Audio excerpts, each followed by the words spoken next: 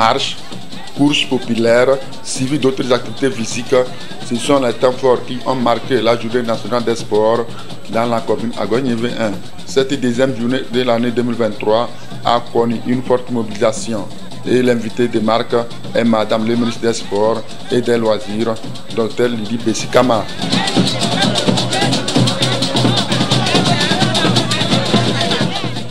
Dans leurs interventions de circonstances, les autorités communales, préfectorales et ministérielles ont entretenu les participants sur l'importance de la journée nationale des sports initiée par le gouvernement. Quand nous faisons du sport, non seulement nous avons une joie, que nous dénommons souvent la joie sportive, et ça nous permet également de nous maintenir en très bonne santé, de lutter contre les maladies cardiovasculaires et également l'obésité. La journée nationale du sport, pour nous, c'est une journée de fête. On fait le sport et nous rentrons tous à la maison en pleine forme pour préparer le mois à venir. Il faut pérenniser cette journée nationale du sport parce que ce n'est pas seulement aux membres du gouvernement que nous faisons du bien, mais c'est à nous-mêmes tout d'abord. Nous devons sensibiliser nos populations pour qu'elles emboîtent nos pas. Certains participants saluent l'initiative.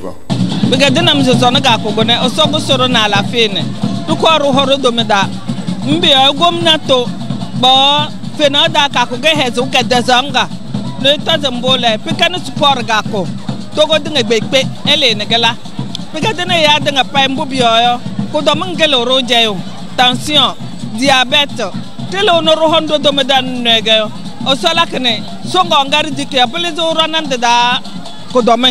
Eni di jogande nam bena gouvernement va de sousou ye bébé mio no sport kem daba sport am le senti lu de le lame pekpere le lame nam wa ke mi on sport ami pan von po bena e lame haya nam. Faisant d'une pierre deux coups, les responsables de la mairie Agogne 1 ont saisi l'occasion pour sensibiliser le public sur l'importance de l'opération de désengorgement des voies publiques entamée le 15 février dernier. Particulièrement, nous sommes en période de désencombrement depuis le 15 février. Nous avons profité de ce temps pour continuer la sensibilisation pour cette activité. C'est vrai, le désencombrement fait mal. Ça fait mal également à ceux-là qu'on demande de déguerpir. Ça dérange aussi les mairies, ça va affecter leurs recettes. Mais pour le bien-être de notre population, pour la sécurité de notre population, nous sommes obligés de le faire pour maintenir toute la population sans distinction aucune en sécurité. Parce que quand les trottoirs sont encombrés, les piétons sont obligés de marcher sur la chaussée et en marchant sur la chaussée, il y a beaucoup d'accidents qui surviennent. La remise des ballons aux responsables de la commune Agogne 1 par les ministres des Sports et des Loisirs a mis fin à cette journée nationale des sports. Le rendez-vous est donc pris pour le dernier samedi du mois de mars.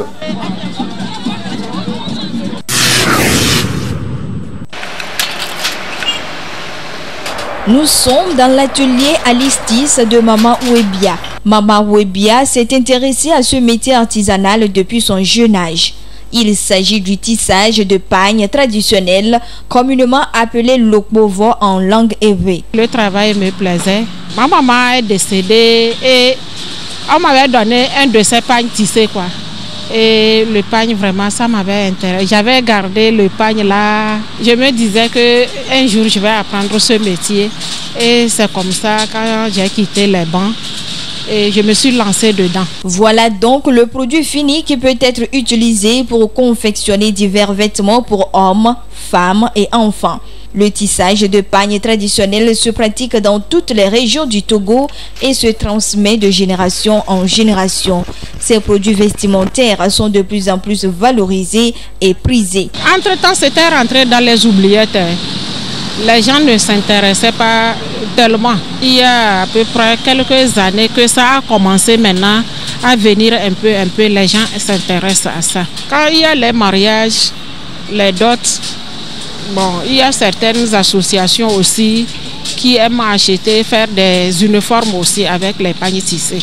Si tu achètes le pagne tissé, Et si c'est du bon fil qu'on a pris pour tisser, le pagne là va durer. Tu vas oublier même que tu avais dépensé pour acheter ça. Ce métier artisanal absorbe de nos jours plusieurs jeunes qui désirent y faire carrière. C'est le cas de Denise Amou qui fait déjà 5 mois d'apprentissage dans cet atelier. J'aime ça, la façon dont on fait. Comme je vois les gens en porte, comme j'aime ça, c'est à cause de ça que j'ai décidé d'apprendre ça. Pour que moi aussi j'ai fait ça, pour porter ça aussi, les gens vont voir. Quand je vais finir, moi-même je vais ouvrir mon atelier. Elle a encore 2 ans et demi ou 3 ans à faire pour être diplômée. La création de pagnes traditionnels a de beaux jours devant elle.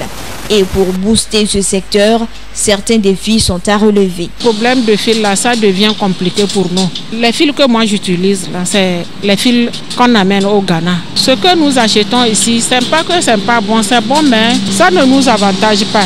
Et c'est cher. Avant, on achetait ça à 5 500, 6 000. Actuellement, au grand marché, tu peux trouver jusqu'à 11 000, même voire 12 000. Si on peut tisser le pagne pour habiller les élèves, puisque entre-temps, ils avaient dit ça dans le conseil des ministres, qu'avec le temps, on va habiller les élèves avec le pagne tissé. Donc, si ça arrive un jour que ça se passe comme ça fait vraiment un boulot pour la population qui s'est lancée dedans. Puisque l'argent qu'on prend pour commander les kakis et autres, là, c'est l'argent qui part. L'argent là pouvait rester et nourrir les gens au Togo. Et ça va diminuer le chômage. La pauvreté aussi va diminuer. Nos dirigeants aussi n'ont qu'à s'habiller en tradition. Et ils sont toujours en veste. Je sais qu'on ne peut pas porter ça tous les jours, mais quand même, il faut des jours au moins avoir ça dans son garde-robe. Autre défi à relever, la modernisation du tissage qui se fait toujours manuellement au Togo.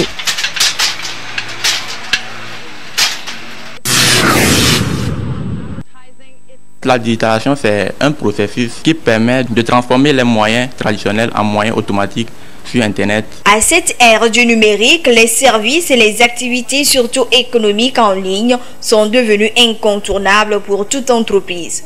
Au Togo, la digitalisation est en pleine marche. Déjà, nous pouvons noter par exemple la demande en ligne du casier judiciaire et du duplicata du certificat de la nationalité. Et tout récemment, les inscriptions en ligne pour les examens du BPC et du Bac 1 2023 ont commencé. Des initiatives saluées par des citoyens que nous avons interrogés. C'est un ouf de soulagement, surtout pour les citoyens. Et auparavant, pour faire une demande de casier judiciaire, par exemple, vous allez vous rendre au niveau des tribunaux où vous faites plusieurs heures ou même des jours sans avoir le casier judiciaire. Aujourd'hui, ce n'est pas le cas.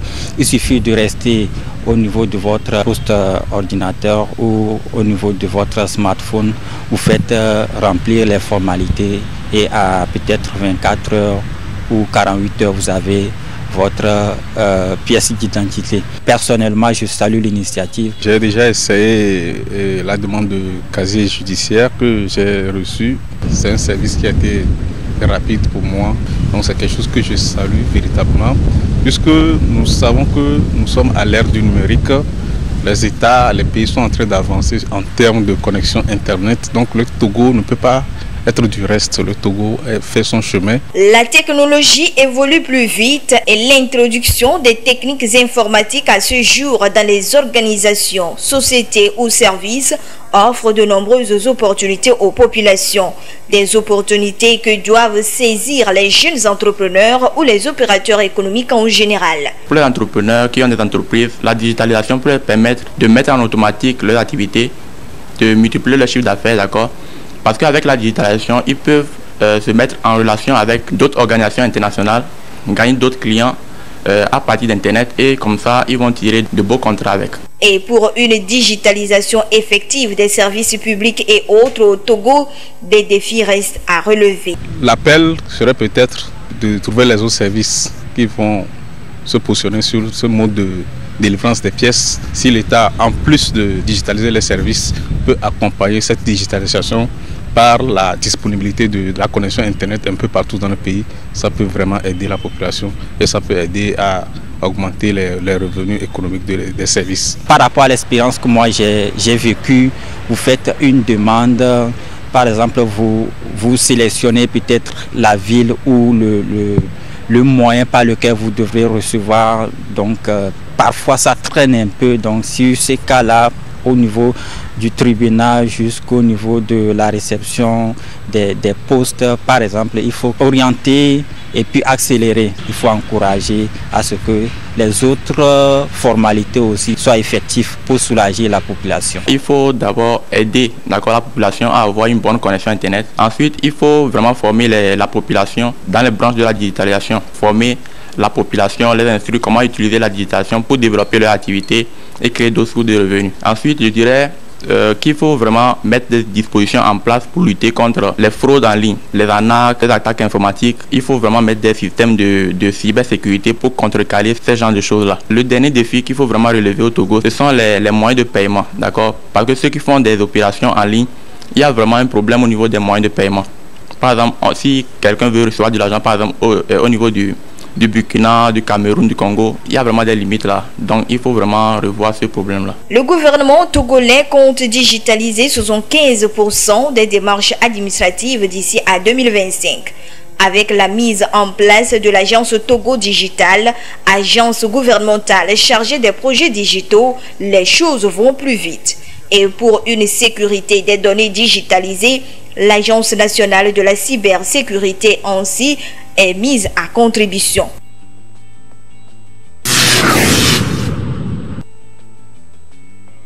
Le transport démesuré ou la surcharge est un phénomène récurrent constaté en circulation, ce qui n'est pas sans conséquence sur les engins et évidemment sur la circulation. Quel que soit le poids qu'on a donné, lorsque vous n'avez pas bien arrangé les marchandises ou les bagages dans le véhicule, vous risquez. Il faut les disposer que le conducteur soit en mesure de voir également ce qui se passe derrière par le rétroviseur. Les constructeurs ont évalué que les véhicules qui doivent circuler doivent avoir tel poids. Maintenant, lorsque nous dépassons, nous y mettons plus, nous faisons ombrage à la route et nous détruisons l'équipement que l'État a mis en place. Dès que la route est endommagée, vous voyez, ça entraîne l'environnement également ensuite. Outre cela, ça fait du mal au véhicule propre même. Ça agit sur son fonctionnement total. Et en plus, sa potentialité d'utilisation est diminuée complètement. Les taxis motos, vous voyez, 3 personnes, plus des bagages, si bien que le conducteur n'arrive plus même à manipuler son volant. C'est aussi la gravité. Et le risque, nous le savons, c'est quoi? C'est l'accident. Et c'est vite arrivé. Le poids de la charge apportée par chaque engin est réglementé par le code de la route. Le respect de la norme et l'application des règles en circulation s'avèrent importants. Chaque véhicule, on adapte un poids donné. C'est ce que nous appelons PTAC, poids total autorisé en charge, poids vide, poids réel, ce qui veut dire un tel type de véhicule doit avoir tel poids avant de circuler, y compris bien sûr le poids du véhicule, le poids des usagers qui sont dedans, même qu'ils soient moto également, et le poids de marchandises, ce qu'il doit emporter. Et c'est pourquoi l'autorité demande depuis qu'il y ait une formation sur le code de la route et une sensibilisation sur le comportement de l'usager. La psychologie même de l'usager, il faut le traiter. C'est ce que nous faisons à l'auto-école. Le véhicule, sur la carte grise, est marqué le poids que le véhicule peut avoir. Donc, lorsque sur nos routes, les policiers qui contrôlent, ils arrivent, non seulement les pièces irrelatives qu'ils doivent contrôler, ils doivent voir la psychologie, même le comportement du conducteur, même sur la route, et voir l'usage qu'il en fait de son véhicule. Et lorsqu'il arrive trop les marchandises et au-delà de ça, le risque est grand. Le transport des charges adaptées, le respect du code de la route, la vigilance, la prudence doivent être le credo des conducteurs. Ceci non seulement pour le bien de leurs engins, mais également pour préserver leur vie et celle des autres.